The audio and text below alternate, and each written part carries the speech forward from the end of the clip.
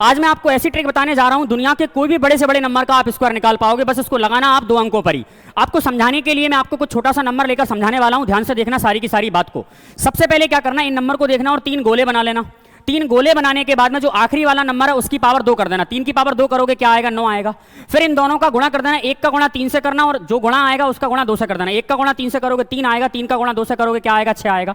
और जो आखिरी वाला नंबर है ना उसकी पावर 2 कर देना। 1 की पावर 2 करोगे तो क्या आएगा, 1 आएगा। ये हमारा आंसर आएगा। अनंत तक के संख्याओं का निकाल सकते हो। अगर आप कहोगे सर और बड़ा नंबर लेकर दिखाओ जो कैलकुलेटर में निकलता है, तो इस वाले सवाल का मैं आंसर बताता हूं। सबसे पहले क्या करना है, इनके 3 गोले बना देना।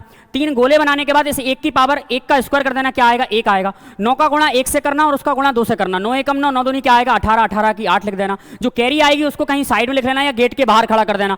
फिर इस 9 की पावर 2 कर देना, 90 90 81 और बाहर कौन खड़ा है, 1, तो क्या आएगा, 82। तो अगले वाले सवाल का आंसर आपको बताना है कमेंट में, ध्यान से सभी के सभी बताइएगा। तब तक मिलते हैं, जय हिंद जय भारत।